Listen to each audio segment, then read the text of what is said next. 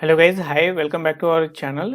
सो guys, इस video में हम लोग बात करने वाले हैं कि आप पंडित सुंदरलाल शर्मा का फॉर्म कैसे भर सकते हैं। किसी भी कोर्स के लिए, जो भी आपको कोर्स करना होगा उसके लिए आप पंडित सुंदरलाल शर्मा का फॉर्म कैसे भर सकते हैं। जब तक मैं वीडियो रिकॉर्ड कर रहा हूँ उसके बस 15 दिन तक ही इसका डेट है, मतलब 30 सितंबर इसका आखिरी डेट है। मतलब 30 सितंबर से पहले आपको फॉर्म भरना पड़ेगा। आपको पता ही होगा कि पंडित सुंदरलाल शर्मा का सारा प्रोसेस ऑनलाइन ही होता है, तो आपको पंडित सुंदरलाल शर्मा के ऑफिशियल वेबसाइट पे विजिट करके आपको फॉर्म भरना पड़ेगा। वेबसाइट का लिंक मैंने आपको डिस्क्रिप्शन में दे रखा है, या फिर नॉर्मली यदि आपको लिंक नहीं मिलता है या फिर लिंक ब्रोकन आता है तो आप नॉर्मली गूगल पे सर्च कर लेना पंडित सुंदरलाल शर्मा लिख के, आपको इसका ऑफिशियल वेबसाइट मिल जाएगा। आपको कुछ इस तरीके का इंटरफेस मिलेगा। आप मोबाइल पे भी भर सकते हो, मैं अभी पीसी पे भर रहा हूँ, तो आपको थोड़ा सा इस तरीके का इंटरफेस आपको देखने को मिलेगा। स्क्रॉल कर देना, नीचे में आप आओगे तो यहाँ पे लिखा होगा student apply for admission, new student apply for admission. इस पे आपको क्लिक कर देना है। देन आप क्लिक करोगे तो यहाँ पे आपको 3 बिंदु में कुछ दिखेगा, जहाँ पे प्रवेश अधिसूचना है। ये आप ओपन करोगे तो मैं अगले टैब में ओपन करता हूँ, तो यहाँ पे आपको पीडीएफ फॉर्मेट में कुछ इन्फॉर्मेशन आपको दी हुई मिलेंगी, जैसे कि तो ये यहाँ पे देख सकते हो प्रवेश अधिसूचना दिया हुआ है, जहाँ पे ये बताया गया है कि कौन कौन सा कोर्सेस हम ऑफर करते हैं और कितना साल के लिए ये है, और मिनिमम इसकी योग्यता क्या है। जैसे कि दिया हुआ है बीए के लिए यहाँ पे दिया हुआ है, जैसे 12वीं का रिक्वायरमेंट है, 3 वर्ष की इसकी न्यूनतम अवधि है, मतलब 3 वर्ष में आपको पास करना है। तो इस तरीके से कोर्स की इन्फॉर्मेशन यहाँ पे दी हुई है एडमिशन नोटिफिकेशन में। देन फिर यहाँ पे है प्रोस्पेक्टस, मतलब विवरणिका पुस्तिका। तो यहाँ पे यदि हम ओपन करते हैं तो यहाँ पे भी कुछ इन्फॉर्मेशन दिया हुआ है, उस इन्फॉर्मेशन को हम देखते हैं। तो यहाँ पे पूरा पंडित सुंदरलाल शर्मा यूनिवर्सिटी के बारे में दिया हुआ है, जैसे पूरा प्रोस्पेक्टस है। वैसे जब आप अप्लाई कर लोगे, फॉर्म भर लोगे, तो ये आपको बाय पोस्ट भी मिलेगा, मतलब प्रिंटेड फॉर्मेट में भी मिलता है। तो यहाँ पे पूरा मतलब इनका दिया हुआ है, कोर्स का इन्फॉर्मेशन दिया हुआ है, और पूरा इनके बारे में, मतलब इस यूनिवर्सिटी के बारे में वगैरह पूरा दिया हुआ है, और एग्जाम के प्रक्रिया वगैरह के बारे में पूरा यहाँ पे दिया हुआ है। और साथ में यहाँ पे अध्ययन केंद्र वगैरह कहाँ कहाँ है, इनके बारे में भी पूरा जानकारी यहाँ पे दिया हुआ है। तो यदि आपको यहाँ पे अप्लाई करना है तो यहाँ पे आपको थर्ड वाले ऑप्शन पे अप्लाई नाउ पे, नाउ के बगल में आपको यहाँ पे क्लिक करना है। देन जैसे ही आप क्लिक करते हो तो आपके पास में एक पोर्टल ओपन हो जाता है। यहाँ पे मतलब ये पोर्टल में एक रिडायरेक्ट कर देता है। वो नॉर्मल वेबसाइट था, ये पोर्टल है, और यहाँ पे आपका यूआरएल भी बदल जाता है। जैसे वहां पे था pssou.ac.in और यहाँ पे हो जाता है आपका pssou.net/portal।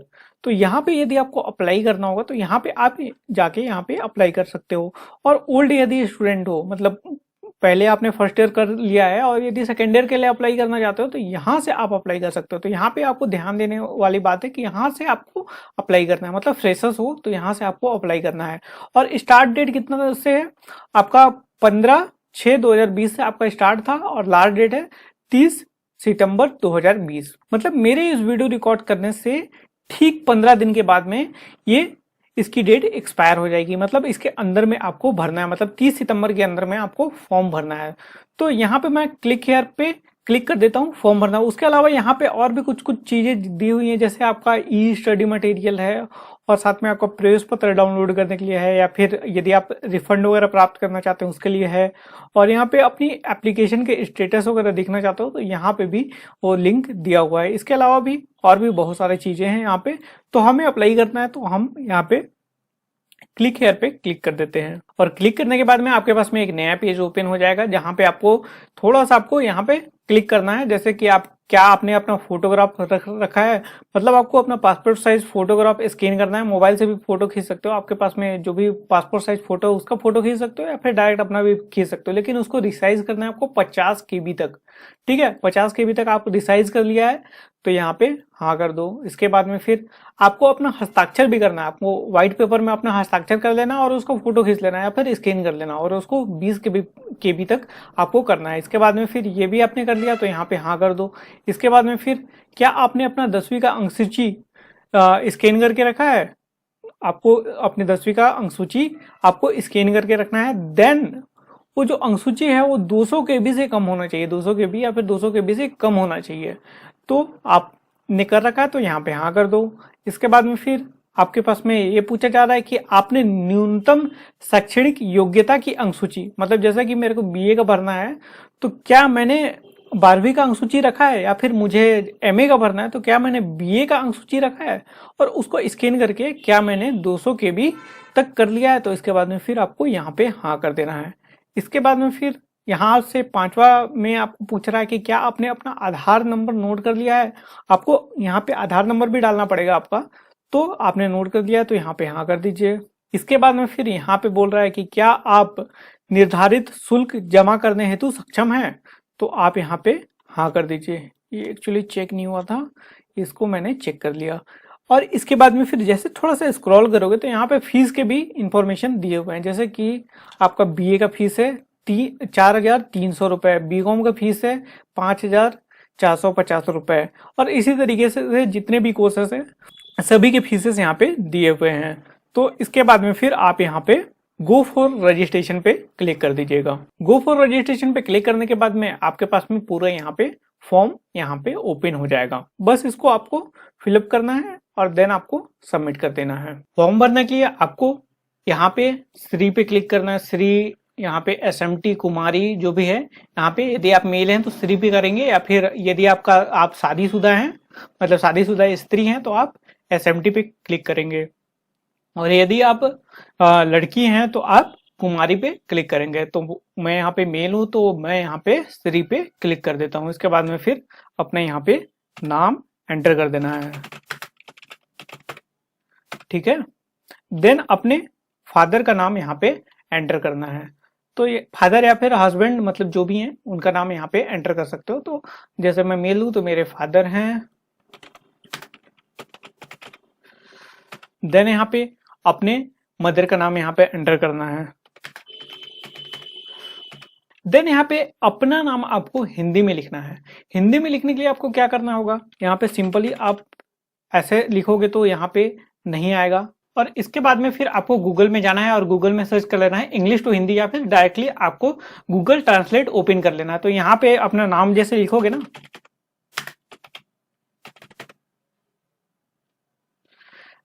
देन ये आपका हिंदी में अनुवाद कर देगा। तो इसको आपको कॉपी कर देना है, और कॉपी करने के बाद में फिर यहाँ पे आपको पेस्ट कर देना है।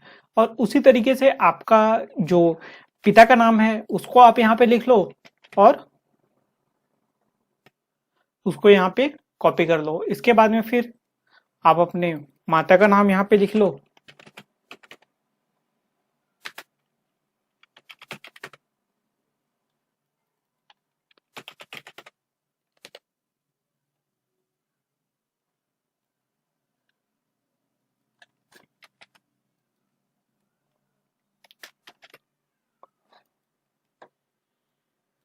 तो इस तरीके से आप यहाँ पे लिख सकते हो। यदि मान लो कि यहाँ पे यदि आपका जो नाम है उसका अनुवाद यदि हिंदी में नहीं आता है तो यहाँ पे आप नीचे में देख लेना, वहां पे आ जाएगा, तो उसको आप क्लिक करोगे तो यहाँ पे आपका ट्रांसफर हो जाएगा, ठीक है। तो यहाँ से आप कर सकते हो। इसके बाद में फिर आपको अपना डेट ऑफ बर्थ यहाँ पे डालना है। डेट ऑफ बर्थ यहाँ पे मान लो सिलेक्ट कर लेते हैं कोई भी, ऐसे सिलेक्ट कर लिए है ना, मैं ऐसे रैंडम सेलेक्ट कर रहा हूँ। और इसके बाद में फिर यहाँ पे अपना जेंडर डालना है। इसके बाद में फिर यहाँ पे आप यदि किस क्लास से हो अपने मतलब वर्ग डालना है, यहाँ पे कैटेगरी डालना है, जैसे ST SC OBC वगैरह जो भी हो आप यहाँ पे डाल देना। तो मैं यहाँ पे सामान्य हूँ, जनरल डाल देता हूँ। और इसके बाद में फिर विशेष श्रेणी अदर यहाँ पे डाल देना। विशेष श्रेणी में क्या पूछ रहा है आपका, स्पेशल कैटेगरी में पूछ रहा है कि आप क्या भूतपूर्व सैनिक हो या फिर शहीद या फिर विधवा, मतलब जो भी है। तो यहाँ पे अदर में डाल देता हूँ। उसके बाद में फिर एम्प्लॉयमेंट स्थिति पूछ रहा है, रोजगार है तो मैं यहाँ पे डाल देता हूँ सेल्फ एम्प्लॉयड। देन यहाँ पे मैरिटल स्टेटस, यहाँ पे अनमैरिड। देन एरिया, सॉरी मैं अर्बन यहाँ पे डाल देता हूँ, मैं urban. Nationality Indian, religion Hindu. Then अल्पसंख्यक, अल्पसंख्यक मतलब यदि आप जैसे मुस्लिम हो या फिर सिख हो, जैन हो, ये सब माइनॉरिटीज में आते हैं। तो यहाँ पे पूछ रहा माइनॉरिटीज हो कि नहीं। यदि आप हिंदू हो तो आपको माइनॉरिटी तो हो नहीं, तो यहाँ पे नहीं करना है। इसके बाद में फिर फिजिकल हैंडीकेप, मतलब यदि आप विकलांग हैं तो यहाँ पे आपको सिलेक्ट करना है। तो मैं विकलांग नहीं हूँ तो यहाँ पे नहीं डालता हूँ। देन यहाँ पे स्कॉलरशिप के लिए एलिजिबिलिटी पूछ रहा है, क्या आप स्कॉलरशिप के लिए एलिजिबल हो? तो यार देखो, स्कॉलरशिप तो वैसे भी मिलना नहीं है, तो यहाँ पे नहीं। वैसे शायद तक मिल सकता है, वैसे मैंने तो नहीं देखा कि पंडित सुंदरलाल शर्मा में आपको स्कॉलरशिप मिल रहा है। यदि आप रेगुलर करते तो हो सकता है कि वहाँ पे मिल सकता था, तो यहाँ पे स्कॉलरशिप तो मिलेगा नहीं। वैसे यदि आप ST SC OBC हो तो यहाँ पे आपको यस करना है। तो मैं यहाँ पे जनरल हूँ तो मैंने यहाँ पे नो किया हुआ है। इसके बाद में फिर छत्तीसगढ़ का डेमोसाइल, मतलब छत्तीसगढ़ के मूल निवासी हैं, तो हाँ जी छत्तीसगढ़ के मूल निवासी हैं। परीक्षा का माध्यम यहाँ पे मैं जैसे सेलेक्ट कर लेता हूँ इंग्लिश, ठीक है। देन यहाँ पे आपको अपना आधार नंबर डालना है, ठीक है।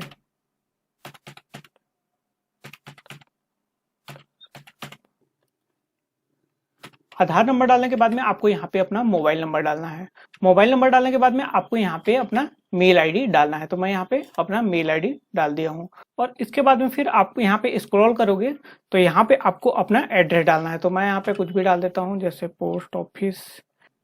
तो यहाँ पे आप अपना एड्रेस डाल दीजिए। इसके बाद में फिर यहाँ पे सेम एज परमानेंट एड्रेस, मतलब मेरा करंट एड्रेस और परमानेंट एड्रेस सेम है, तो यहाँ पे मैंने ये डाल दिया।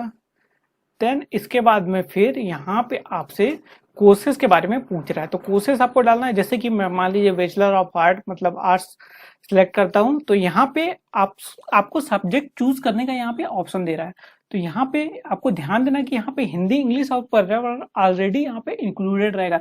जो यहाँ पे हिंदी और इंग्लिश यहाँ पे लिटरेचर दिया हुआ, खास करके BA में मैं बता रहा हूँ, ये हिंदी इंग्लिश कोर सब्जेक्ट है, मतलब लिटरेचर आपको यहाँ पे पढ़ना है तभी आप सिलेक्ट करिएगा। वैसे यदि आप हिंदी इंग्लिश भी सिलेक्ट कर देते हैं तो भी आपको हिंदी इंग्लिश आपको अलग से आपको एग्जाम देना पड़ेगा, और लैंग्वेज का आपको अलग से एग्जाम देना पड़ेगा। लेकिन ये यहाँ पे लिटरेचर यहाँ पे सिलेक्ट करने के लिए बोल रहा है। तो जैसे कि मैं मान लीजिए यहाँ पे इकोनॉमिक्स सेलेक्ट कर लेता हूँ, और मैनेजमेंट सेलेक्ट कर लेता हूँ, और यहाँ पे सोशियोलॉजी सेलेक्ट कर लेता हूँ, ठीक है। तो यहाँ पे आप जैसे 3 सब्जेक्ट आपको यहाँ पे 3 ही सब्जेक्ट आपको सिलेक्ट करना है। इसके बाद में फिर आपका हिंदी, इंग्लिश और पर्यावरण ऑलरेडी आपका जुड़ के आएगा। इसके अलावा यहाँ पे है फिर bachelor of science. Bachelor of science में आपको फिर ब्रांचेस चुनने का यहाँ पे ऑप्शन मिलेगा। जैसे आपका बायो है या फिर मैथ्स है, तो बायो के लिए बायो सेलेक्ट कर लीजिए, मैथ्स के लिए मैथ्स सेलेक्ट कर लीजिए, ठीक है। देन यहाँ पे बैचलर ऑफ कॉमर्स है, कॉमर्स में आपको शाखा चुनने का कोई ऑप्शन नहीं है, तो यहाँ पे ना ही कर देना है। इसके बाद में फिर यहाँ पे आपका बैचलर ऑफ बिजनेस एडमिनिस्ट्रेशन, तो मतलब BBA का यहाँ पे है। तो इसके बाद में फिर यहाँ पे BBA में यहाँ पे आपको सिलेक्ट कर लेना है। तो यहाँ पे भी आपका क्या बोलते हैं, कुछ चुनने के लिए यहाँ पे ऑप्शन मिलेगा नहीं। तो यहाँ पे आपको और ध्यान रखना है, आप BBA करोगे तो यहाँ पे आपका बस केवल इंग्लिश मीडियम है, और बाकी BA और BSc BCom ये सब हिंदी इंग्लिश दोनों में अवेलेबल है। वैसे मैं कोर्सेज के बारे में अलग से मैं वीडियो बनाऊंगा। तो जैसे कि मैं यहाँ पे मान लो कि यहाँ पे बैचलर ऑफ आर्ट सेलेक्ट कर लेता हूँ, और मैं यहाँ पे अपना सब्जेक्ट चूज कर लेता हूँ, और देन इसके बाद में फिर आपको यहाँ पे अपना अध्ययन केंद्र यहाँ पे डालना है। अध्ययन केंद्र आप कहीं भी डाल सकते हो, जैसे कि मान लो कि यदि आप जैसे कि बिलासपुर यहाँ पे डालते हो, तो बिलासपुर में आप कहीं भी अपना अध्ययन केंद्र चुन सकते हो, और आपके अध्ययन केंद्र में ही एग्जाम होगा। हो सकता है कि बाई चांस यदि हो सकता है कि अध्ययन केंद्र में एग्जाम ना हो, वहां पे आपको स्थानीय कॉलेज में दे दे, लेकिन आपका जो भी होगा, मतलब जो जैसे आपको असाइनमेंट वगैरह सबमिट करना है या फिर प्रैक्टिकल एग्जामिनेशन वगैरह देना है, वो सारा कुछ आपका अध्ययन केंद्र में ही होगा। तो यहाँ पे आप अध्ययन केंद्र में आप पंडित सुंदरलाल शर्मा का ऑफिस भी यहाँ पे सिलेक्ट कर सकते हो, या फिर कोई कॉलेज भी आप सिलेक्ट कर सकते हो। तो यहाँ पे जैसे बिलासपुर में 4 सेंटर्स हैं, तो 4 में से मैं कोई भी यहाँ पे सिलेक्ट कर सकता हूँ। तो जैसे कि मैं यहाँ पे पंडित सुंदरलाल शर्मा का जो ऑफिस है, मतलब जो मेन उसका परिसर है, उसको जैसे मैं यहाँ पे सिलेक्ट कर लेता हूँ। जो मेन जो परिसर है उसको कहते हैं रीजनल सेंटर। तो बिलासपुर का मैंने रीजनल सेंटर सिलेक्ट कर लिया। वैसे जैसे मान लो कि अंबिकापुर का यदि सिलेक्ट करोगे तो अंबिकापुर में भी यहाँ पे जैसे रीजनल सेंटर हो गया, यहाँ पे आपका PG कॉलेज हो गया। इसके अलावा फिर यहाँ पे अलग अलग जगह, जैसे मान के चलो कि आप बैकुंठपुर सेलेक्ट करते हो, तो बैकुंठपुर का आपको अलग से यहाँ पे बैकुंठपुर में आपका एक ही सेंटर है, जैसे कि आपका ये कॉलेज है। इसके अलावा आप जैसे अलग अलग कोई सा भी डिस्ट्रिक्ट, आप जैसे बीजापुर आपने सेलेक्ट कर दिया, तो बीजापुर में भी आपका अलग सेंटर है, जैसे ये गवर्नमेंट कॉलेज आपका ये सेंटर है। तो मैं मान लो कोई भी अभी सिलेक्ट कर लेता हूँ आपको दिखाने के लिए यहाँ पे। इसके बाद में फिर यहाँ पे आपको हाई स्कूल आपको सिलेक्ट करना है, तो मतलब यहाँ पे आपको अपना क्वालिफिकेशन डिटेल्स डालना है। तो जैसे आप यहाँ पे जैसे सीजी बोर्ड से हो तो यहाँ पे पूरा लिखना, आप आपके अंकसूची के ऊपर में दिया हुआ है जैसे Chhattisgarh board of secondary education, तो यहाँ पे पूरा लिखना छत्तीसगढ़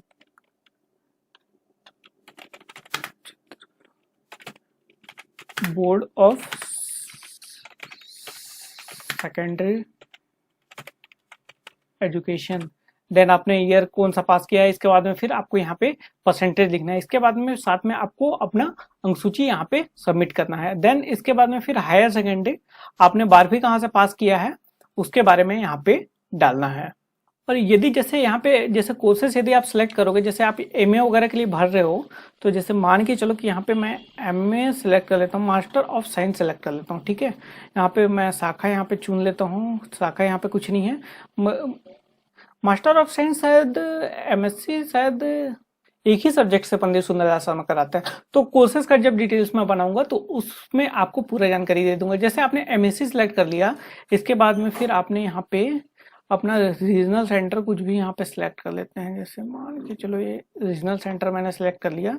देन यहाँ पे आपको अपना हाई स्कूल का डालना है, एंड देन आपको बीएससी मैथ्स का या फिर बीई का यहाँ पे आपको सर्टिफिकेट डालना है, मतलब आपको मिनिमम क्वालिफिकेशन यहाँ पे सेकेंड नंबर पे आपको डालना है। तो यहाँ पे आपको 12वीं की अंकसूची की कोई रिक्वायरमेंट नहीं है, आपको बस यहाँ पे 10th का अंकसूची का डिटेल्स डालना है और उसका स्कैन किया हुआ कॉपी डालना है। इसके अलावा फिर आपको मिनिमम क्वालिफिकेशन जैसे यहाँ पे बीएससी है फिर बीई है तो उसके बारे में यहाँ पे आपको डालना है।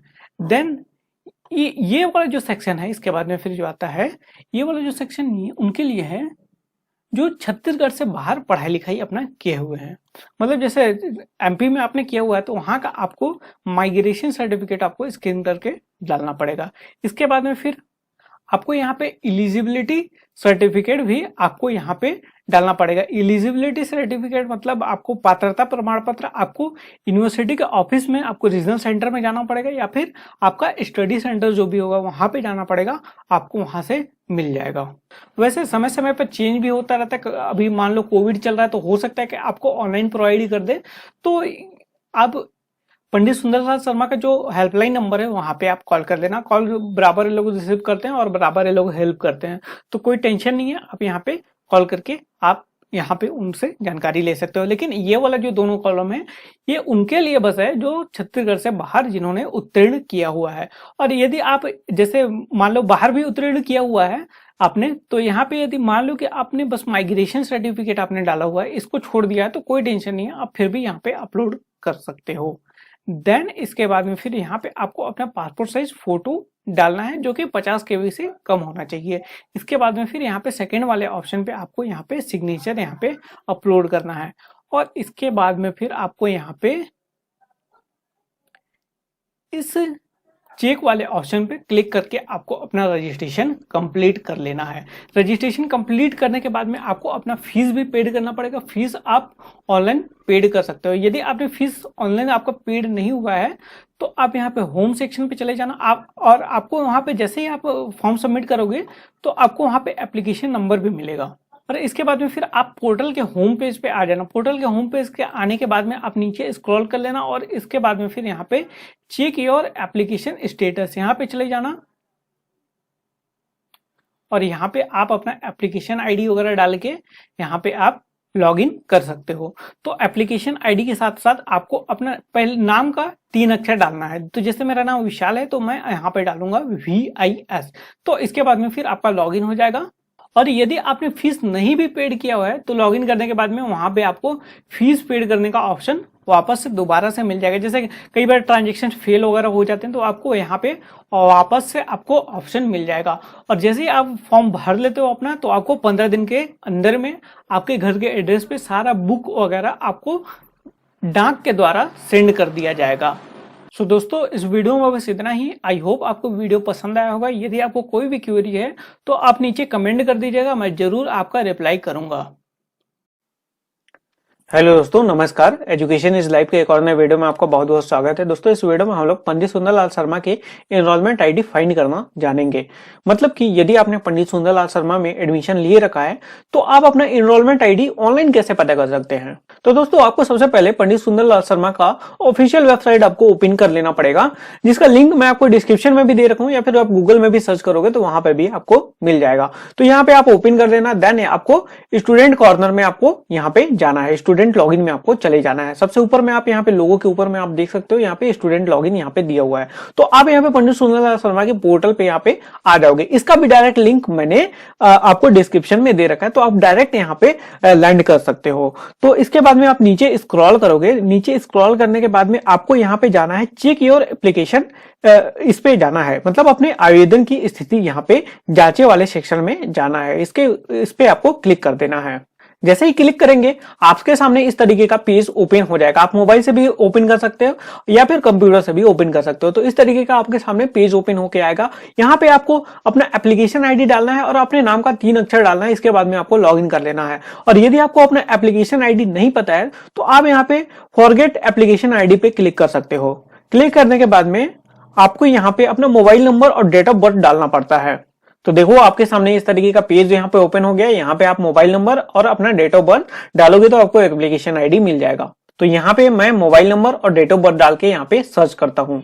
तो आप यहाँ पे देख सकते हो हमारा एप्लीकेशन आईडी फाइंड हो चुका है। तो मैंने यहाँ पे एप्लीकेशन आईडी को हाइड कर दिया है। आप यहाँ पे देख सकते हो एप आईडी लिखा हुआ है, तो नीचे में मैंने हाइड कर दिया है क्योंकि किसी अदर स्टूडेंट का है, तो मैंने यहाँ पे हाइड करके रखा है। और इसी पे आपको क्लिक कर देना है। यहाँ पे आपको जो दिख रहा होगा, आपको एप्लीकेशन आईडी यहाँ पे शो हो रहा होगा, उसी पे आपको क्लिक कर देना है।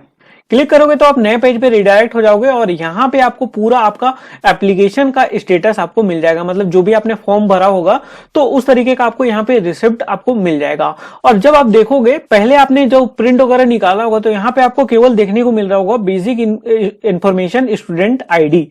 इसके बगल में आप देखोगे यहाँ पे आपको एनरोलमेंट नंबर का यहाँ पे आपको सेक्शन मिल जाएगा। तो यही है आपका एनरोलमेंट नंबर। और यदि आपको रोल नंबर फाइंड करना है तो रोल नंबर आपको अभी नहीं मिलेगा, जब आपका एग्जाम होने वाला रहेगा तब आपको मिलेगा। और ये जो एनरोलमेंट नंबर है ये पंडित सुंदरलाल शर्मा कब इश्यू करता है। तो देखो, ये वाला जो एनरोलमेंट नंबर है, जैसे कोई फॉर्म अभी फिलअप हो रहा है, जैसे अभी जो 2020-21 का जो अभी जो एडमिशन चल रहा था, ये इनका दिसंबर तक चला है। दिसंबर तक इन्होंने एडमिशन लिया है। तो जब इनका लास्ट डेट जब समाप्त हुआ, देन इसके 15 दिन के अंदर में इन्होंने सारे स्टूडेंट का एनरोलमेंट आईडी यहाँ पे इशू किया, मतलब एनरोलमेंट नंबर यहाँ पे इशू किया। तो लगभग जो लास्ट डेट होता है उसके 15 दिन के अंदर में आपका यहाँ पे एनरोलमेंट नंबर जनरेट होता है। उससे पहले आपको केवल बेसिक इन्फॉर्मेशन, मतलब बेसिक इन्फॉर्मेशन स्टूडेंट आईडी आपको बस मिलेगा और आपको एप्लीकेशन आईडी मिलेगा। तो आप अपने एप्लीकेशन आईडी की मदद से यहाँ पे एनरोलमेंट नंबर फाइंड कर सकते हो। और यदि आपको फाइंड करने में कोई दिक्कत आ रही है तो आप अपने सेंटर में भी जाके अपना एनरोलमेंट नंबर पता कर सकते हो। जैसे आपको अपना असाइनमेंट वगैरह सबमिट करना है तो उसी टाइम में आपको आपका एनरोलमेंट नंबर मिल जाएगा।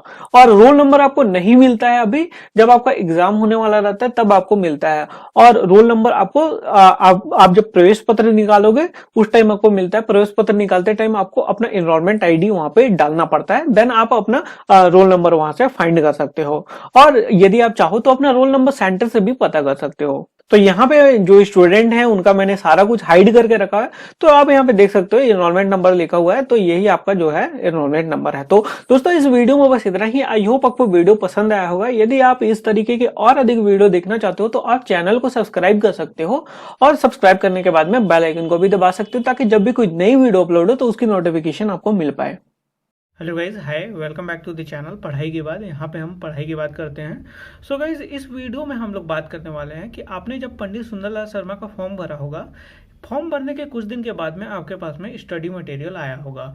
स्टडी मटेरियल में आपके पास में बुक मिला होगा आपको, और साथ में इस प्रकार का आपको आंसर शीट मिला होगा।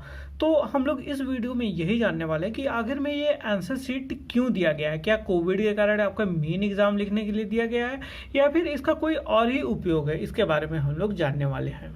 उससे पहले मैं आप लोगों को दिखा देता हूँ कि ये आंसर शीट है कैसा, दिखता कैसा है। तो आप यहाँ पे देख सकते हैं इसका फ्रंट पेज कुछ इस प्रकार से है, और यदि पेज आप पलटेंगे तो यहाँ पे आपका मतलब खंड ब प्रश्न क्रमांक इस टाइप से मतलब करके यहाँ पे दिया हुआ है। मतलब हर प्रश्न का यहाँ पे, जैसे एक प्रश्न का जैसे बड़ा क्वेश्चन लिखना है तो यहाँ पे पूरा ये बड़ा पेज में आपको आंसर यहाँ पे लिखने के लिए दिया गया है। तो उसी प्रकार से हर प्रश्न के लिए एक एक पेज मतलब इस तरीके से निर्धारित किया गया है। जैसे और बड़ा जैसे क्वेश्चन है तो उसके लिए यहाँ पे ये 2 पेज 3 पेज इस टाइप से यहाँ पे दिया हुआ है। ठीक है, तो हम लोग इसके बारे में जानेंगे कि आखिर में ये जो आंसर शीट है, मतलब जो एग्ज़ाम लिखने वाला जो सीट रहता है वो आखिर में दिया क्यों गया है। तो देखिए, जो आपका मेन एग्ज़ाम होगा वो तो आपके सेंटर पर ही होगा, लेकिन ये वाला जो दिया गया है, ये वाला जो आंसर शीट दिया गया है, ये आपके असाइनमेंट लिखने के लिए दिया गया है। जी हाँ, आपको यहाँ पे असाइनमेंट भी सबमिट करना होता है। असाइनमेंट मतलब ये एक्चुअली प्रैक्टिकल एग्जाम टाइप का होता है। जैसे आपका जैसे फिजिक्स केमिस्ट्री मैथ्स है तो केमिस्ट्री का आपका प्रैक्टिकल होता है, फिजिक्स का प्रैक्टिकल होता है, बायोलॉजी का प्रैक्टिकल होता है। तो उसी प्रकार से यहाँ पे जैसा पंडित सुंदरलाल शर्मा में आप फॉर्म भरेंगे तो यहाँ पे आपको असाइनमेंट के लिए ये दिया हुआ है। असाइनमेंट लगभग सभी सब्जेक्ट में होता है। सभी सब्जेक्ट में आप ओपन से भर रहे हैं तो सभी सब्जेक्ट में आपको कंप्लीट करना पड़ेगा। हिंदी के लिए भी आपका हो सकता है, आपका पॉलिटिकल साइंस के लिए भी हो सकता है, हिस्ट्री के लिए भी हो सकता है। किसी भी सब्जेक्ट के लिए आपको असाइनमेंट यहाँ पे सबमिट करना पड़ेगा। असाइनमेंट आपको कहाँ मिलेगा? असाइनमेंट आपको मिलेगा पंडित सुंदरलाल शर्मा के वेबसाइट में। आप जब जाएंगे तो वहाँ पे आपको असाइनमेंट वहाँ पे देखने को मिलेगा। मतलब जैसे असाइनमेंट आपको सबमिट करना पड़ता है, जैसे हर सत्र में जनवरी फरवरी के आसपास में आपको सबमिट करना होता है। जैसे इस वर्ष तो कोविड के कारण काफ़ी लेट हो गया है, तो इस बार हो सकता है कि थोड़ा लेट में आपको सबमिट करना पड़ेगा, थोड़ा लेट में आपको असाइनमेंट मिले। लेकिन हाँ, आपको असाइनमेंट वहाँ पे आपको मतलब वेबसाइट में मिल जाएगा। मतलब क्वेश्चन पेपर टाइप पर रहता है वहाँ पे, और उस क्वेश्चंस को आपको यहाँ पे फिल करके और सेंटर में आपको सबमिट करना पड़ता है। और इसके नंबर भी जुड़ते हैं। जैसे 100 अंक का होता है टोटल एग्जाम, तो उसमें से 30 अंक आपका असाइनमेंट में जाएगा। तो आप यहाँ पे देख भी सकते हैं, यहाँ पे जैसे चयनित विकल्प 1 1 नंबर का जैसे क्वेश्चन है, फिर 2 नंबर का, फिर 4 नंबर का, फिर एक 8 नंबर का, इस टाइप से मतलब क्वेश्चन है। तो यहाँ पे टोटल 30 अंक का ये असाइनमेंट आपको सबमिट करने के लिए मिलता है। और एक चीज़ ध्यान रखिएगा कि यदि मान के चलिए कि आप असाइनमेंट सबमिट नहीं करते हैं तो आपका यहाँ पे नंबर नहीं जुड़ेगा। हो सकता है कि आपका इसके बाद में फिर कम नंबर आए। और ये भी असाइनमेंट यदि मान के चलिए कि आपका लेट हो जाता है तो असाइनमेंट बाद में यहाँ पे सबमिट नहीं होता है। तो आपको असाइनमेंट का ध्यान रखना है कि कब आपको असाइनमेंट सबमिट करना है। वैसे जनवरी से लेके फरवरी तक के पीरियड में होता है। आप पंडित सुंदरलाल शर्मा में फ़ोन करके आप पता कर लीजिएगा कि असाइनमेंट इस सत्र का कब सबमिट करना है। वैसे यदि आप चैनल को सब्सक्राइब कर लेंगे तो आपको चैनल के माध्यम से भी पता चल जाएगा कि आपको असाइनमेंट कब सबमिट करना है। तो चलिए मैं आप लोगों को थोड़ा सा दिखा देता हूं कि आप लोगों को पंडित सुंदरलाल शर्मा में किस तरीके से लॉगिन करना है, ताकि आपको थोड़ा सा आइडिया मिल सके कि हमें असाइनमेंट कहाँ पे मिलेगा। तो देखिए, जैसे ये मेरे सामने पंडित सुंदरलाल शर्मा का यहाँ पे वेबसाइट ओपन है। मैंने यहाँ पे दूसरा सेकेंड अपने मोबाइल में यहाँ पे ओपन करके रखा है। तो यहाँ पे आपको दिखेगा एक स्टूडेंट कॉर्नर। यहाँ पे आप जब जाएंगे तो ऊपर में आपको दिखेगा यहाँ पे स्टूडेंट लॉगिन। यहाँ पे आपको ये दिख रहा होगा ऊपर में, सबसे ऊपर में यहाँ पे स्टूडेंट लॉगिन। तो यहाँ पर आपको क्लिक कर लेना है। आप कंप्यूटर में खोलेंगे तो आपको ज़्यादा बढ़िया तरीके से आपको दिखेगा। इसके बाद में फिर जब ये खुल जाएगा तो ये यहाँ पे आपको 3 डॉट पे यहाँ पे क्लिक कर देना है। यहाँ पे जब आप क्लिक करेंगे तो यहाँ पे लिखा हुआ है स्टूडेंट सर्विस। देन यहाँ पे आपको स्टूडेंट लॉगिन यहाँ पे करना है। इसके बाद में फिर जो भी आपका यूनिवर्सिटी की तरफ से इनरोलमेंट नंबर जब मिलेगा तो वो यहाँ पे एंटर करना है। इसके बाद फिर अपने नाम का पहला 3 अक्षर, जैसे मेरा नाम विशाल है तो मैं यहाँ पे एंटर करूँगा VIS। इसके बाद में फिर आपको यहाँ पे अपना ऊपर में यहाँ पे इनरोलमेंट नंबर अपना फिल करना है। इसके बाद में फिर आपको लॉगिन कर देना है। इसके बाद में वहाँ पे आपको असाइनमेंट देखने को मिल जाएगा। असाइनमेंट का मतलब सिंपल, जैसे आप एनुअल एग्जाम देते हैं तो उसी तरीके का आपको क्वेश्चन पेपर वहाँ पे देखने को मिलेगा। तो वो क्वेश्चंस का आंसर आपको यहाँ पे लिख के सबमिट करना है। मतलब इस आंसर शीट में आपको लिख के सबमिट करना है। आई होप ये वीडियो देखने के बाद में आपको पता चल गया होगा कि ये वाला जो आंसर शीट है वो आखिर में दिया क्यों गया है। एंड अगेन मैं आप लोगों को बता देता हूँ कि ये वाला जो असाइनमेंट है ये जनवरी फरवरी में आपको सबमिट करना पड़ता है। तो आप पंडित सुंदरलाल शर्मा के नंबर में आप कॉल करके या फिर अपने सेंटर में कॉल करके आप वहाँ से पता कर सकते हैं कि आपको असाइनमेंट क्यों सबमिट करना है। और जैसे आप फॉर्म भरेंगे तो वहाँ पे आपको एक स्टूडेंट आईडी करके दिया रहेगा, वही आपका इनरोलमेंट नंबर होता है। तो वो लिख के आप लॉगिन करेंगे तो वहाँ पे आपको एक्सेस मिल जाएगा। और जैसे आप अभी जैसे फॉर्म भरे हैं तो अभी आपका तुरंत लॉगिन नहीं होगा, कुछ दिन आपको वेट करना पड़ेगा। जैसे अभी आपने इस सत्र के लिए आप जैसे फॉर्म भरे होंगे तो आप दिसंबर के बाद में वहाँ पे लॉगिन करिएगा तो आपका लॉगिन वहाँ पे हो जाएगा। और इस संबंध में जो भी अपडेट होता है मैं इस चैनल पे अपलोड कर दूंगा। सो चैनल को सब्सक्राइब जरूर कर लीजिएगा और सब्सक्राइब करने के साथ में बेल आइकन को भी हिट कर लीजिएगा ताकि जब भी कोई नई वीडियो अपलोड हो तो उसकी नोटिफिकेशन आपको मिल पाए। सो गाइज इस वीडियो में बस इतना ही था। मैं मिलता हूँ आपको अगली वीडियो में। हेलो दोस्तों, नमस्कार। स्टूडेंट हेल्प हिंदी की एक और नई वीडियो में आप सभी लोगों का स्वागत है। दोस्तों इस वीडियो में हम लोग जानने वाले हैं पंडित सुंदरलाल शर्मा के असाइनमेंट के बारे में। देखो हम यहाँ पे असाइनमेंट के बारे में क्या क्या जानने वाले हैं। पहला चीज तो ये कि असाइनमेंट पेपर आपको डाउनलोड कैसे करना है, आपको सीट्स कहाँ पे मिलेंगी असाइनमेंट पेपर लिखने के लिए, और दूसरा चीज कि असाइनमेंट सबमिट करने का लास्ट डेट कब होता है, और तीसरा चीज हम लोग ये जानेंगे कि आखिर में आप असाइनमेंट लिखोगे कैसे, क्वेश्चन का आंसर आप कहाँ से लाओगे। तो चलिए अब इस वीडियो को शुरू करते हैं। तो सबसे पहले हम लोग यहाँ पे बात करने वाले हैं कि आपको असाइनमेंट पेपर मिलेगा कहां से। तो देखो जब आप पंडित सुंदरलाल शर्मा का वेबसाइट ओपन करोगे तो आपको यहाँ पे दिख जाएगा स्टूडेंट कॉर्नर, यहाँ पे आपको क्लिक कर देना है। मोबाइल से भी आप खोलोगे तो मोबाइल पे भी आपको मिल जाएगा स्टूडेंट कॉर्नर। और देखो यहाँ पे जब नीचे स्क्रॉल करोगे तो यहाँ पे आपको लिखा हुआ आएगा असाइनमेंट क्वेश्चन पेपर, यहां से आपको क्लिक करके डाउनलोड कर लेना है। और एक चीज आपको यहाँ पे ध्यान देना है कि आप किस सत्र में एग्जाम दे रहे हो। जैसे असाइनमेंट क्वेश्चन पेपर ये है जून जुलाई वाले पाठ्यक्रम का।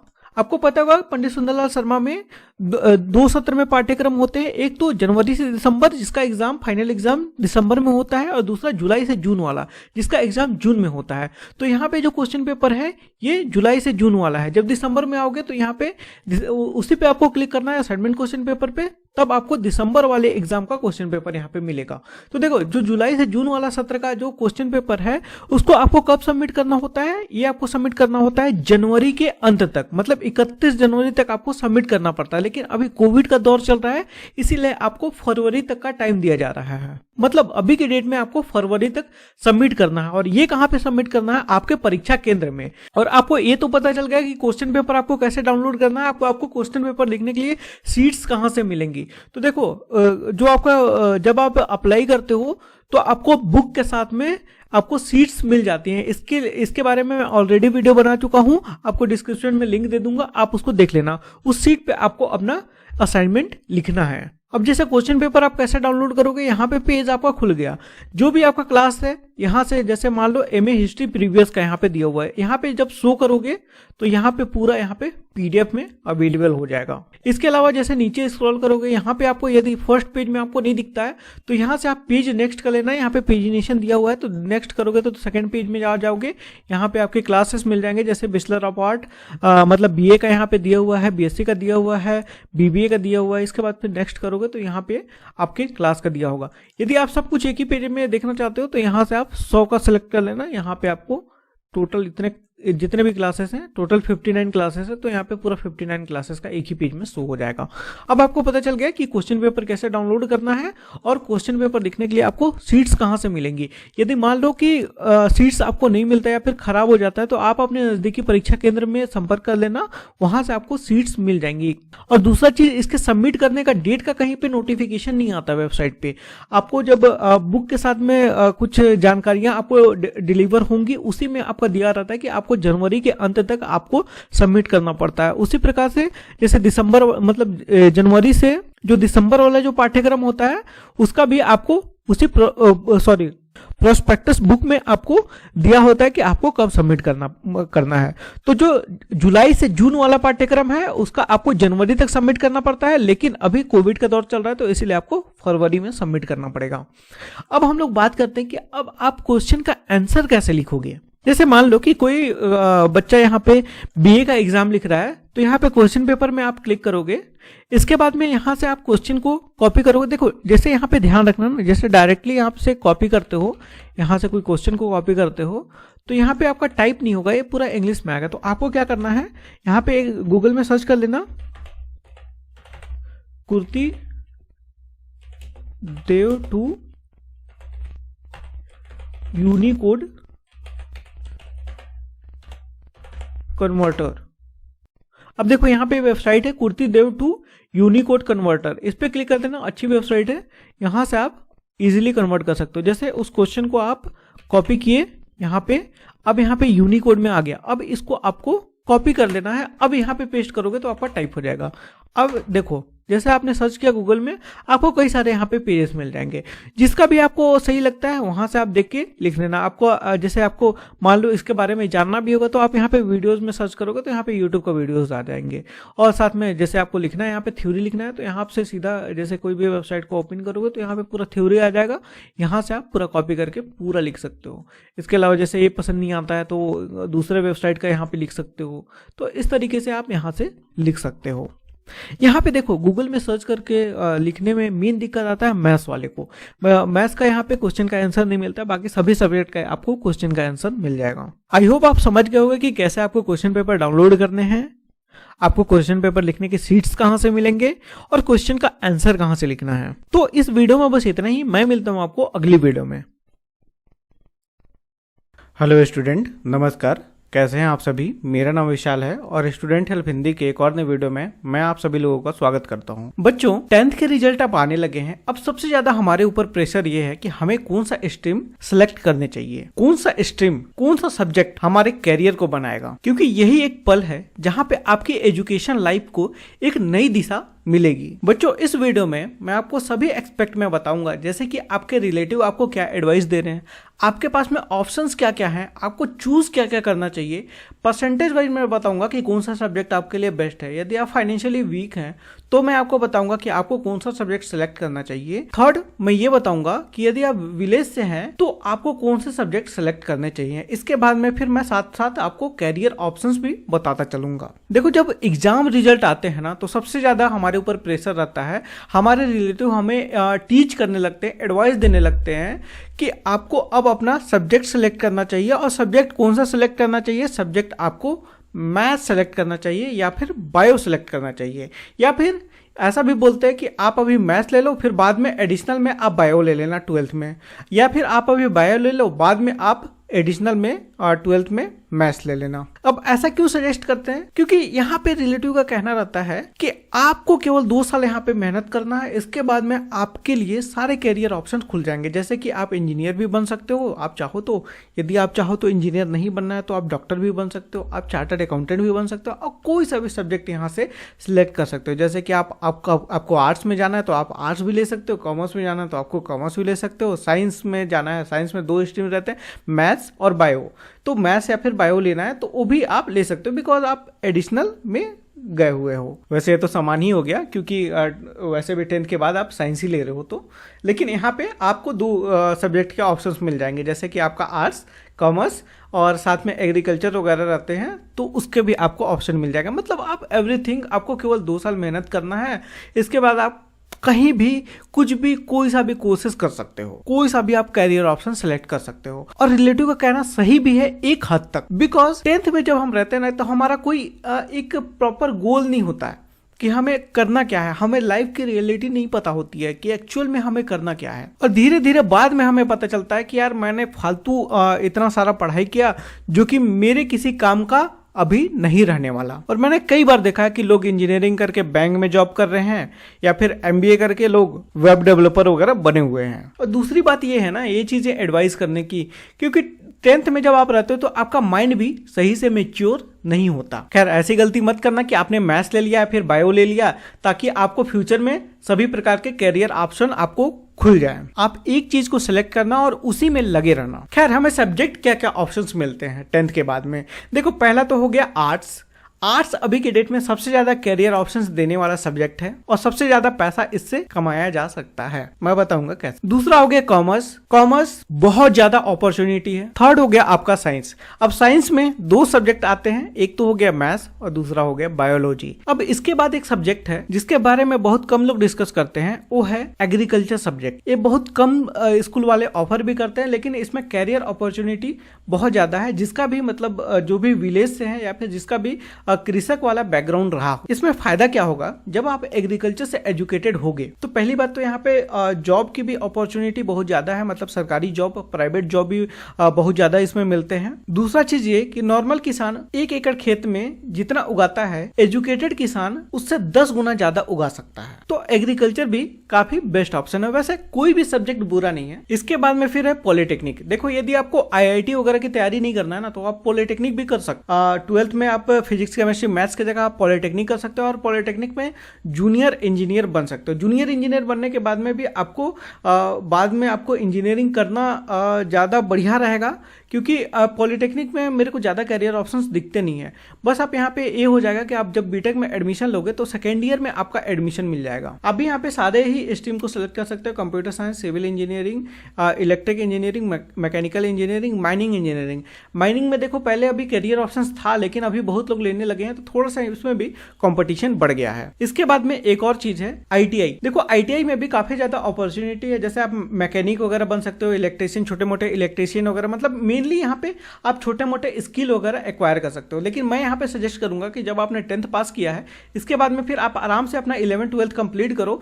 इसके बाद में आपको यदि कोई भी कैरियर ऑप्शंस नहीं दिखते ना, इसके बाद में फिर आप ITI करना। यदि आप 11th 12th भी करते हो 10th के बाद में, तो इसके बाद में फिर बचे हुए टाइम में आप कई सारे स्किल्स को एक्वायर कर सकते हो, जैसे कि मैं अभी आने वाले टाइम में अभी आपको बताऊंगा। तो ये हो गई सब्जेक्ट्स। इतने सारे सब्जेक्ट हैं, इसमें से आप कोई सा भी सिलेक्ट कर सकते हो। बहुत सारे इसके अतिरिक्त भी बहुत सारे डिप्लोमा वगैरह कोर्स है जिसका कोई मतलब है नहीं, इसीलिए मैं यहाँ पे लिस्ट नहीं किया हूँ। वैसे ये केवल स्ट्रीम सेलेक्ट करने का केवल एक ही वीडियो नहीं है, बहुत सारे अभी वीडियो आएंगे, उसमें मैं एक एक चीज एक एक करके एक्सप्लेन आपको करूंगा। अब हम बात करते हैं यहाँ पे कैरियर ऑप्शंस के बारे में। अब देखो, हम लोग बात करने वाले हैं यहाँ पे कैरियर ऑप्शंस के बारे में। यदि आप आर्ट्स लेते हो, कॉमर्स लेते हो, मैथ्स लेते हो और बायो लेते हो, तो आपको कौन कौन से कैरियर ऑप्शंस मिलेंगे। देखो, जनरली मैं यहाँ पे जॉब के बारे में बात नहीं करूंगा, क्योंकि जॉब कई लोगों को मिलता है, कई लोगों को नहीं मिलता है।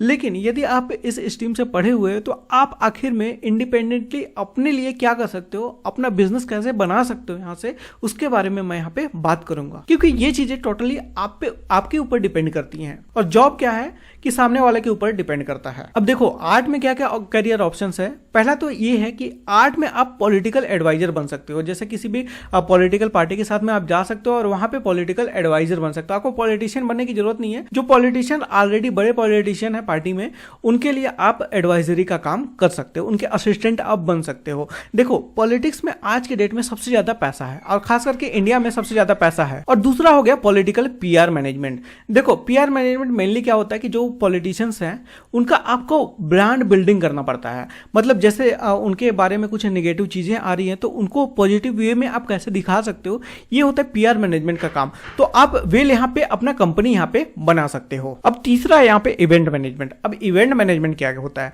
अब इवेंट मैनेजमेंट में बहुत सारी चीजें आती हैं। इवेंट मैनेजमेंट में पॉलिटिकल इवेंट भी काउंट होता है, शादी वाला इवेंट भी काउंट होता है, और बहुत सारे जितने भी इवेंट होते हैं, मतलब आप समझ रहे हो ना, शादी वाला हो गया, सगाई वाला हो गया, जितने भी इवेंट होते हैं, पॉलिटिकल इवेंट होते हैं, या फिर कोई पूजा पाठ वाला इवेंट होता है, उसका आप यहाँ पे कंपनी आप यहाँ पे स्टार्ट कर सकते हो। इसके बाद में फिर आप सिविल सर्विसेज की तैयारी कर सकते हो, और साथ में आप इसके अतिरिक्त आप लॉयर भी बन सकते हो। इसके अलावा यहाँ पे इकोनॉमिस्ट बन सकते हो, और यहाँ पे आप टीचिंग का यहाँ पे बहुत सारे ऑप्शन है। आप मेनली यहाँ पे जनरल नॉलेज यहाँ पे पढ़ा सकते हो। मेनली जो IAS IPS की तैयारी जो करते हैं ना, उनको आप यहाँ पे पढ़ा सकते हो, यदि आपका मतलब सब्जेक्ट में कमांड जैसे बढ़िया रहा। इसके अतिरिक्त यदि आपका हिस्ट्री में यहाँ पे इंटरेस्ट होगा, तो आप हिस्टोरियन बन सकते हो। और मेनली यहाँ पे, और देखो, आर्ट्स लेने के मेनली क्या है, 2 फायदे हैं।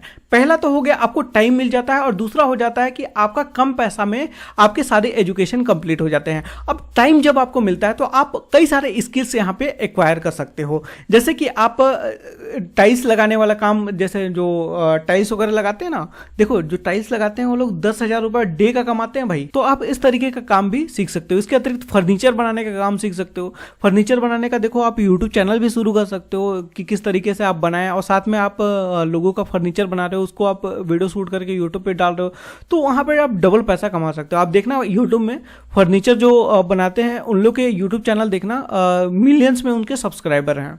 इसके अतिरिक्त आपको जैसे टाइम मिलता है, यदि आपको टेक्निकल फील्ड में जाना है तो आप वेब डेवलपर, ऐप डेवलपिंग वगैरह सीख सकते हो। आराम से आप यूट्यूब में इन सब चीजों को सीख सकते हो। और देखो जब आपके अंदर में स्किल रहता है ना, तब आप कॉन्फिडेंट रहते हो कि चलो ये नहीं हुआ ना तो मेरे में तो स्किल है ही, मैं कुछ ना कुछ तो कर ही लूंगा। और दूसरा क्या है कि कभी भी आप फेल होगे ना तो आप निराश नहीं होगे, क्योंकि आपको अंदर से लगेगा क्योंकि मेरे अंदर में स्किल है, मैं कुछ ना कुछ तो कर ही लूंगा, मैं फिर से खड़ा कर दूंगा यार। अब देखो दूसरा क्या है हमारे पास में, दूसरा सब्जेक्ट है आपका कॉमर्स। अब देखो कॉमर्स में क्या क्या अपॉर्चुनिटी है। अब देखो कॉमर्स मेनली यहाँ पे स्टूडेंट लेते क्या क्यों है, क्योंकि मेरे को चार्टर्ड अकाउंटेंट बनना है, मेनली यहाँ पे चार्टर्ड अकाउंटेंट बनना है। दूसरा क्या है कि कंपनी सेक्रेटरी बनने के लिए लेते हैं। लेकिन यहाँ पे सबसे ज्यादा अपॉर्चुनिटी ये है कि आप किसी भी बिजनेस का बिजनेस एडवाइजर बन सकते हो। अब बिजनेस एडवाइजर बनने के लिए नहीं आपको सीए बनना है, नहीं आपको सीएस बनना है। यदि आपको रिक्वायरमेंट लगती है तो आप सीए या फिर सीएस से यहाँ पे टाई अप कर सकते हो।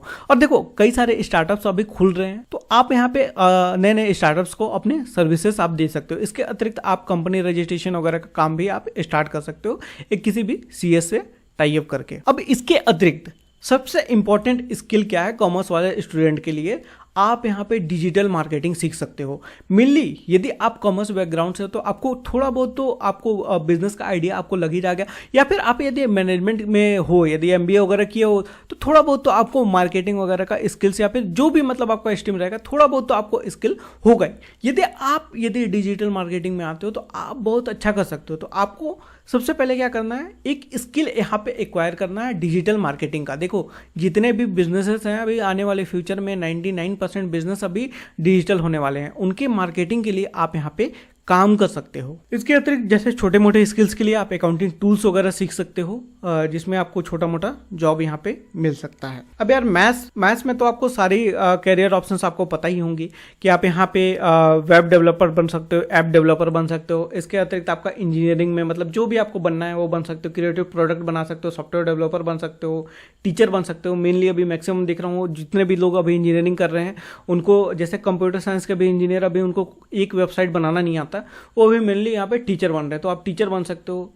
इसके अतिरिक्त कहीं घिसा पीटा जॉब मिल गया तो आप जॉब वगैरह ले सकते हो। इसके अतिरिक्त आप फार्मा वगैरह में जा सकते हो। देखो इंजीनियरिंग यार अभी ना पूरा कचड़ा हो चुका है, इतने सारे कॉलेजेस खुल गए हैं ना, उससे अच्छा लोग सोचते हैं कि यार बीएससी वगैरह ही कर लें या फिर कुछ दूसरा चीज़ यहाँ पे कर लें, क्योंकि यार 90% मैंने देखा ना इंजीनियरिंग करके कुछ ना कुछ दूसरा चीज़ काम यहाँ पे करने लगे हैं इंजीनियर्स लोग। और ये भी मैंने देखा है कि इंजीनियरिंग करने के बाद में कुछ नहीं आता, इनको कोई भी स्किल नहीं आता है। आर्ट्स वाला बंदा यहाँ पे वेब डेवलपर है, ऐप डेवलपर है, लेकिन इंजीनियर्स यहाँ पे कुछ नहीं कर रहा है। खैर 11-12 पढ़िए, यदि आपको बढ़िया कॉलेज मिलता है तो इंजीनियरिंग से बढ़िया कुछ नहीं है। इसके बाद में फिर बायो में, देखो बायो में ना बहुत सारे करियर ऑप्शंस हैं, लेकिन कई लोगों को पता नहीं है एक्चुअल में। बायो में क्या लगता है कि बेसिकली हम डॉक्टर बनेंगे, लेकिन यहाँ पे बायो लेने के बाद में आप बहुत अच्छा कर सकते हो। आप फिजिकल ट्रेनर बन सकते हो, जिम ट्रेनर बन सकते हो, योगा टीचर बन सकते हो, फिटनेस एडवाइजर बन सकते हो, फिटनेस प्रोडक्ट अपना बना सकते हो, फार्मा में जा सकते हो, हेल्दी रेस्टोरेंट खोल सकते हो, या फिर कई सारे हेल्दी प्रोडक्ट होते हैं वो सब बना सकते हो, आयुर्वेदिक प्रोडक्ट वगैरह बना सकते हो और उसको इजीली मार्केट में सेल कर सकते हो। बायोलॉजी में कई सारे ऑप्शन है, तो आप बायोलॉजी को भी एक बार कंसीडर कर सकते हो। और एक चीज जैसे बता दूं, यदि आप मैथ्स लेकर पढ़ रहे हो ना, तो मान लो कि 12वीं में यदि आपका कॉलेज वगैरह बढ़िया नहीं मिलता है तो आप क्या कर सकते हो, बीसीए वगैरह कर सकते हो। देखो बीसीए वगैरह करोगे ना तो आप आराम से, आपको यहाँ पे बहुत सारा टाइम मिल जाएगा, जहाँ पे आप वेब डिजाइनिंग, वेब डेवलपमेंट का आप प्रैक्टिस बहुत बढ़िया से कर सकते हो। जब तक आपका बीसीए कंप्लीट होगा तब तक आप एक अच्छे वेब डेवलपर या फिर वेब डिजाइनर बन जाओगे। इसके बाद में फिर एग्रीकल्चर में सीड मैन्युफैक्चरिंग कर सकते हो, प्रोक्योरमेंट कर सकते हो, मतलब बहुत सारे जो एग्रीकल्चर प्रोडक्ट वगैरह होते हैं उनका प्रोक्योरमेंट करके उनको मार्केट में सेल कर सकते हो। इसके बाद फिर आप नर्सरी सेल कर सकते हो। अभी एक दोस्त ने अभी एक नर्सरी का बिजनेस स्टार्ट किया है, काफ़ी अच्छा उनका बिजनेस अभी चल रहा है। लगभग पिछले फाइनेंशियल ईयर में उन्होंने लगभग 3 करोड़ का टर्नओवर किया था। तो आप यहाँ पे कोई भी किसी भी प्रकार का पौधा वगैरह यहाँ पे बेच सकते हो। इसके अलावा एग्री प्रोडक्शन में एग्रीकल्चर इंजीनियर बन सकते हो, एग्रीकल्चर इकोनॉमिस्ट बन सकते हो, फार्म मैनेजर बन सकते हो, सॉइल एंड प्लांट टेस्टिंग करने वाले साइंटिस्ट बन सकते हो, जैसे सॉइल टेस्ट करके बताते हैं ना कि इस मिट्टी की गुणवत्ता कैसी है। इसके अलावा बहुत सारे इसमें भी कैरियर ऑप्शंस हैं। और मेनली यहाँ पे यदि आप एग्रीकल्चर ले रहे हो ना, तो यदि आपको खुद का यहाँ पे खेती वगैरह करना है तो उसके लिए सबसे बेस्ट है। आप देखो, यदि आपके पास में जमीन है, जमीन नहीं भी है ना, तो आप किसी से लीज में लेकर के यहाँ पे अच्छे से खेती वगैरह कर सकते हो और मिनिमम इन्वेस्टमेंट में आपको बेहतर यहाँ पे रिजल्ट मिलेगा। इसके अलावा पॉलिटेक्निक मेनली मैं बता ही दिया था आपको पहले ही, जूनियर इंजीनियर बन सकते हो। देखो ITI आप कर सकते हो। ITI मेनली यहाँ पे स्किल्स की जरूरत पड़ती है। मतलब अब देखो, आप यहाँ पे ITI भी कर सकते हो, लेकिन मैं यहाँ पे सजेस्ट करूंगा कि 10th के बाद में आप ITI मत करना। उसका कई सारे रीजन है। देखो 10th के बाद में आपको कई सारी अपॉर्चुनिटी मिल रही है। वहीं यदि आप ITI में जाओगे ना, तो आपको छोटे मोटे यहाँ पे स्किल्स आपको सीखने को मिल जाएगा, जैसे कि वेल्डिंग मशीन का आपको कैसे ऑपरेट करना है, छोटे मोटे वायरिंग वगैरह कैसे करना है, गाड़ी वगैरह कैसे बनाना है, गैस वगैरह जो गैस सिलेंडर वगैरह आता है, गैस चूल्हा वगैरह आता है, उसको कैसे रिपेयर वगैरह करना है। पेट्रोकेमिकल में छोटा मोटा जॉब मिल जाएगा, कुछ उठाने वाला, मतलब मजदूरी वाला, मतलब एक स्किल्ड लेबर जिसको बोलते हैं ना, वही है ITI। जब कुछ नहीं हो ना, इसके बाद में फिर आप ITI करना, ताकि एटलीस्ट आप एक स्किल्ड लेबर बन पाओ। अब यहाँ पे सवाल ये उठता है कि कौन सा कैरियर ऑप्शन हम चूज करें। तो देखो, सबसे पहले ना आपको आपकी औकात पता होनी चाहिए कि आपने पास्ट में किया क्या है। देखो, लाइफ ना एक प्रोबेबिलिटी है। आप मैथ्स का चैप्टर में आप पढ़ोगे प्रोबेबिलिटी। देखो, जितने भी आप एक्टिविटी कर रहे हो ना, सारा यहाँ पे वेब के फॉर्म में यहाँ पे धरती में रिकॉर्ड होते जा रहा है। जो आपने पास्ट में किया होगा ना, वही आपका प्रेजेंट बनेगा, वही आपका फ्यूचर बनेगा। जो आप प्रेजेंट में कर रहे हो वही आपका फ्यूचर बनेगा, और जो आप पास्ट में किए हो वही आपका प्रेजेंट बनेगा। देखो क्या है ना, हम एक एनर्जी है और एनर्जी कभी खत्म नहीं होता, केवल उसका फॉर्मेशन चेंज होता है। हमने जो भी किया है ना, जो भी बोला है, सब कुछ धरती पर रिकॉर्डेड है। खैर अभी ऐसा टूल नहीं है, लेकिन 1000 साल पहले आपने क्या बोला था, आपके पूर्वजों ने क्या बोला था, उसको भी सुना जा सकता है। मतलब एवरीथिंग धरती पर, सब कुछ धरती पर रिकॉर्डेड है। इसीलिए आपको कोई भी स्ट्रीम सेलेक्ट करने से पहले सबसे पहले आपको पता होना चाहिए कि आप कितने पढ़ते हो, कितने आप पढ़ने में अच्छे हो, कितना आपका परसेंटेज आता है। आप खुद से पूछना कि क्या आपको मैथ सब्जेक्ट अच्छा लगता है, क्या आपको ये सब्जेक्ट अच्छा लगता है। इसके बाद में आप सब्जेक्ट चूज करना। ऐसा देखो मिरेकल नहीं होता है, मतलब एकदम से चेंज नहीं हो जाता है। जैसे कि आपने 10th में 50% मुश्किल से यदि पास हुए हो, इसके बाद में फिर आप मैथ्स ले लो, इसके बाद फिर बहुत अच्छे इंजीनियर बन जाओ एकदम मेहनत करके,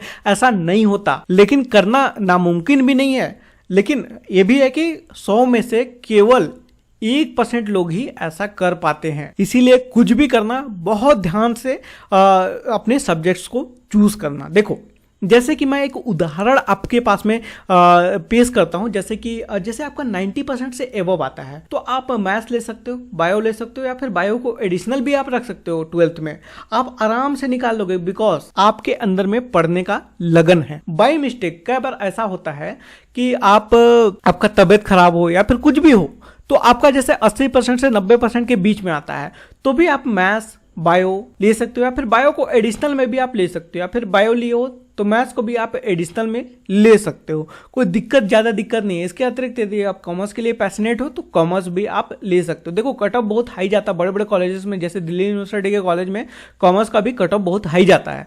तो इसीलिए ऐसा मत समझना कि कॉमर्स कम है, या फिर आर्ट्स का भी जैसे बड़े बड़े यूनिवर्सिटीज में ना काफ़ी ज़्यादा कट ऑफ जाता है। तो इसीलिए आर्ट्स को भी आप कमज़ोर मत समझना, कोई भी सब्जेक्ट को आपने कमज़ोर नहीं समझना, क्योंकि मैंने आपको बताया कि कितने खतरनाक कैरियर ऑप्शंस है। और आर्ट्स लोग सबसे ज़्यादा इसको कमज़ोर सब्जेक्ट समझते हैं। सबसे मतलब ऐसा लगता है कि जैसे नाकारे लोग आर्ट्स ले रहे हैं, लेकिन सबसे ज़्यादा कैरियर ऑप्शंस अभी आर्ट्स में ही है। सबसे ज़्यादा अंधा पैसा जिसको बोलते हैं ना आर्ट्स में, क्योंकि भारत के अंदर में सबसे ज़्यादा अंधा पैसा पॉलिटिक्स में है। खैर, यदि आपका परसेंटेज जैसे 70 से 80% के बीच में आता है तो आपको कॉमर्स लेना चाहिए, या फिर आपको इंजीनियरिंग करना है तो आप देखो जैसे आपका परसेंटेज कम आया है तो आप देखो फालतू का आप तैयारी वारी करने मत जाना, IIT वाईटी का तैयारी वारी करने मत जाना।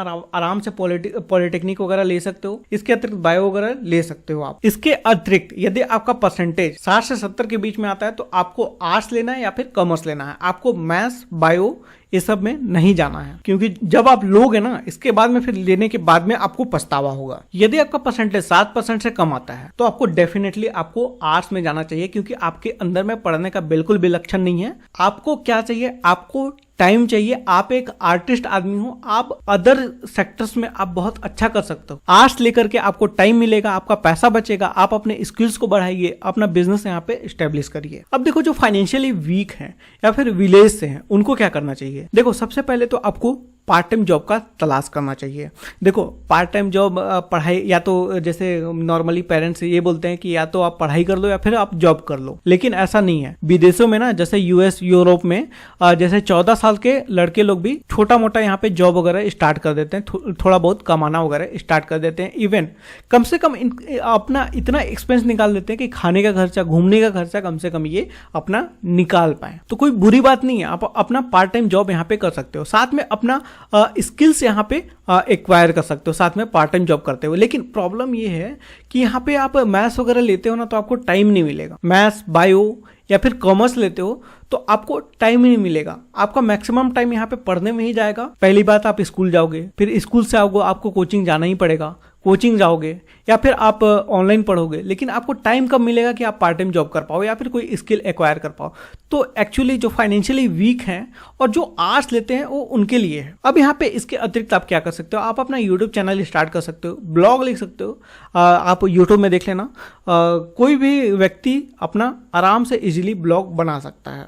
अब ब्लॉगर पे आप बना लेना, आपको इन्वेस्ट नहीं करना, तो ब्लॉगर पे बनाकर अपना ब्लॉगिंग वगैरह स्टार्ट कर सकते हो। इसके अतिरिक्त आप टाइपिंग वगैरह सीख सकते हो, कहीं भी आपको टाइपिंग वाला जॉब मिल जाएगा। जैसे कि कोई भी लॉयर, इंजीनियर, पॉलिटिशियंस है, वहाँ पे आपको टाइपिंग के जॉब मिल जाएगा। छोटे मोटे शॉप्स में आपको जॉब मिल जाएगा, रेस्टोरेंट वगैरह में जॉब मिल जाएगा। इसके अतिरिक्त आप जैसे अकाउंटिंग सॉफ्टवेयर सीख सकते हो, जैसे बीजी, टैली वगैरह हो गया।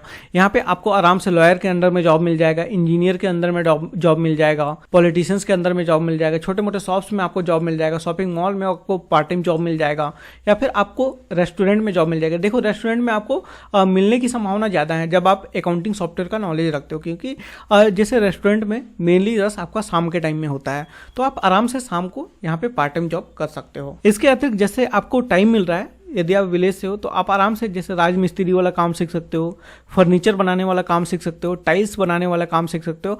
और जैसे आप ये सब कर रहे हो ना, जैसे आप ये सब स्किल सीख रहे हो, साथ में अपना यूट्यूब चैनल स्टार्ट कर देना। जो भी आप कर रहे हो उसको बना करके वीडियो आप यहाँ पे डाल देना। देखो ये सब चीजें ना कम मत समझना। देखो एक दोस्त ने अपने शॉप का फर्नीचर बनवाया था, लगभग 3 लड़के लोग थे, उन्होंने 1 से 1.5 दिन के अंदर में कंप्लीट किया और पूरे फर्नीचर बनाने का उन्होंने चार्ज किया था 25,000 रुपए। छोटे से शॉप का पूरा उन्होंने फर्नीचर बनाया था। अब सोचो कि उन्होंने 2 दिन में, 1.5 दिन में उन्होंने कितना कमाया है। इसके अतिरिक्त टाइल्स लगाने वाला पूरा ठेका चलता है। यहाँ पे आप आराम से 10 दिन में आप 1 लाख रुपए तक कमा सकते हो। और ऐसा भी नहीं करना कि पढ़ाई छोड़ के आप कमाने भिड़ गए, बाद में आपको तकलीफ होगी। जब आप पढ़ते हो ना, जब आप किताबें पढ़ते हो तो आपका दिमाग खुलता है। इसीलिए आपको पूरे जीवन में कभी भी आपको पढ़ाई नहीं छोड़ना चाहिए, कुछ ना कुछ आपको पढ़ता रहना चाहिए, कुछ ना कुछ आपको बुक्स पढ़ते रहना चाहिए। खैर अभी तो आप बहुत बच्चे हो, ज्यादा कमाई के बारे में नहीं सोचना चाहिए, लेकिन आप अपना पार्ट टाइम जॉब यहाँ पे अपना कम से कम खर्चा आप यहाँ पे निकाल सकते हो, साथ में अपना एजुकेशन को भी कंटिन्यू कर सकते हो। और ऐसा नहीं कि पार्ट टाइम जॉब आपको एजुकेशन छोड़ के करना है। जब एजुकेशन लेने के बाद में आपको टाइम बचता है, उस टाइम पे आपको पार्ट टाइम जॉब करना है, या फिर आप वीकेंड पे भी कर सकते हो, जैसे सैटरडे संडे को आप जॉब कर सकते हो। आपको कुछ पैसे मिल जाएंगे, आपका पूरे वीक का खर्चा निकल जाएगा। तो इस तरीके से आप कर सकते हो। अब देखो 3 चीजें ना आपको याद रखनी है। जैसे अभी आप 10th में हो तो सबसे पहले आपको एक चीज याद रखनी है कि आपको फैमिली का पैसा बर्बाद नहीं करना है। और देखो यदि आपको फैमिली बर्बाद करना भी चाहती है, जैसे रईस घर के हो, अपर मिडिल क्लास हो, तो देखो यार उनको बोलना कि आपको बर्बाद करना है तो करो, हमको अपना लाइफ बर्बाद नहीं करना है। सेकंड, जो फाइनेंशियली वीक हैं और मैथ्स और बायो जैसे लेते हैं, तो आप यहाँ पे अपना आपको कोचिंग ज्वाइन नहीं करना है, आपको यूट्यूब पे पढ़ना है और डेली आपको स्कूल जाना है। एक भी दिन आपको गैप नहीं करना है और साथ में आपको कोचिंग अपना यूट्यूब पे कंप्लीट करना है। और तीसरा चीज, कोशिश करना है कि अब आप 10th पास हो चुके हो, अब आपको कोशिश करना है कि अपने स्किल के सहारे आपको पार्ट टाइम जॉब करना है और अपना एटलीस्ट खर्चा निकालना है। आपने यदि कुछ भी नहीं किया ना, केवल ये चीजें यदि सीख गया आपने कि पार्ट टाइम जॉब करके अपने स्किल के सहारे आप यदि अपना खर्चा निकाल रहे हो, तो आपको सक्सेस होने से कोई नहीं रोक सकता। आप कुछ भी करोगे ना, आप सक्सेस होगे। तो बस इस वीडियो में बस इतना ही है। सब्जेक्ट आपके सामने है, अब आपको यहाँ पे सिलेक्ट करना है कि आपको कौन सा सब्जेक्ट लेना है। अभी आपको और भी रिसर्च करने की ज़रूरत है, ऐसा नहीं कि मैंने कुछ बोल दिया तो आपको वही चीज़ें करनी है। अभी आप और रिसर्च कर लो और लोगों से एडवाइस ले लो, इसके बाद में फिर जो आपको अच्छा लगे वो करो। मैं कोई बहुत बड़ा ज्ञानी व्यक्ति नहीं हूँ, बस जो थोड़ा बहुत एक्सपीरियंस है उसको बस आप लोगों के साथ में शेयर कर रहा हूँ। हेलो दोस्तों, एजुकेशन इज लाइफ के एक और नए वीडियो में आपका बहुत बहुत स्वागत है। दोस्तों, इस वीडियो में हम लोग बात करने वाले हैं पंडित सुंदरलाल शर्मा के जून जुलाई वाले पाठ्यक्रम के ऑनलाइन एग्जाम पैटर्न के बारे में। देखो, सबसे पहले पंडित सुंदरलाल शर्मा ने अपना एक समय सारणी जारी किया था ऑनलाइन एग्जाम के बारे में, जैसा कि मैं आपको दिखाता हूं। और यहाँ पे अभी जब मैं वीडियो रिकॉर्ड कर रहा हूँ और इसको हटा भी दिया गया है। एक्चुअली उस समय सारणी में था क्या कि जैसे जो एक नॉर्मल समय सारणी जो रहता है, जो नॉर्मल एक टाइम टेबल रहता है, उस आधार पे इनका टाइम टेबल जारी किया गया था। जैसे कि विषय के अनुसार, जैसे इस तारीख को इस विषय का एग्जाम होगा, उस तारीख को इस विषय का एग्जाम होगा, तो इस तरीके से जारी किया गया था। लेकिन अभी इन्होंने अपना एक नया समय सारणी जारी किया और साथ में अपना पूरा एग्जाम पैटर्न बताया। जैसा कि मैंने पिछले बार एक वीडियो बनाया था जहां पे मैंने पंडित सुंदरलाल शर्मा का एग्जाम पैटर्न बताया था, लगभग सिमिलरली वैसा ही इन्होंने अपना एग्जाम पैटर्न और साथ में अपना समय सारणी बनाया है। तो पंडित सुंदरलाल शर्मा का अब नया ऑनलाइन एग्जाम पैटर्न कैसा है, तो देखो 15/5/2021 को इन्होंने एक नया नोटिफिकेशन जारी किया था समय सारणी और परीक्षा निर्देश को लेकर के। जब आप इसका पीडीएफ जब आप ओपन करोगे तो इस तरीके से आपको मिलेगा। और जब आप शुरू में जब आप ओपन करोगे तो यहाँ पे सबसे पहले आपको एक चीज मिलेगा, OMR सीट में आयोजित की जाएगी। OMR सीट कहने का मतलब एक जिस प्रकार से कंपटीशन एग्जाम होता है, जब जैसे आपको 4 ऑप्शन दिए जाते हैं और एक में आपको गोला लगाना रहता है, उस तरीके का यहाँ पे बोला गया है। लेकिन OMR सीट बस एक ऑफिशियल स्टेटमेंट है, बाकी इसके अलावा ऐसा कुछ नहीं है। जैसे ऑनलाइन एग्जाम पैटर्न के बारे में हम जब बोलते हैं तो उसमें OMR सीट ऑटोमेटिक आ जाता है, तो इसीलिए इनका एक ऑफिशियल स्टेटमेंट है। बाकी जो आपको एग्जाम लिखना है और नॉर्मल आपको घर पे आपको बैठ के एग्जाम लिखना है, आंसर शीट में आपको एग्जाम लिखना है और साथ में आपको एग्जाम आराम से लिख के आपको पंडित सुंदरलाल शर्मा के परीक्षा केंद्र में आपको जमा करना है। लेकिन इसके भी कुछ शर्तें हैं और इसका जो कुछ नया टाइम टेबल वगैरह जारी किया गया है और साथ में आपको यह भी बताया गया है कि आपको आंसर शीट कहां से मिलेगा और आपको क्वेश्चन पेपर आपको कैसे डाउनलोड करना है। तो सबसे पहले आप इसका समय सारणी आप समझ लो। देखो, समय सारणी जो है इनका सामूहिक तौर पर जारी किया गया है। वैसे जब समय सारणी जारी किया गया था तो इसके बारे में वीडियो चैनल पे ऑलरेडी अपलोडेड है, मैं उस वीडियो का लिंक आपको डिस्क्रिप्शन में दे दूंगा, आप उस वीडियो को देख सकते हो। लेकिन मैं यहाँ पे आपको स्पेसिफिकली बीए का बताने वाला हूँ, क्योंकि पंडित सुंदरलाल शर्मा में सबसे ज्यादा जो स्टूडेंट है वो बीए के रहते हैं, तो मैं आपको यहाँ पे बीए का बताने वाला हूँ। जैसे आप समय सारणी पे जाओगे, इनका सिर्फ एक पेज का समय सारणी है। जैसे कि आप देख सकते हो यहाँ पे स्नातक प्रथम वर्ष, मतलब पहले वर्ष के लिए सभी के लिए, जैसे स्नातक के जैसे बीए पाठ्यक्रम, बीएससी पाठ्यक्रम, बीकॉम पाठ्यक्रम, बीबीए पाठ्यक्रम, सभी का एक साथ में समय सारणी जारी किया गया है।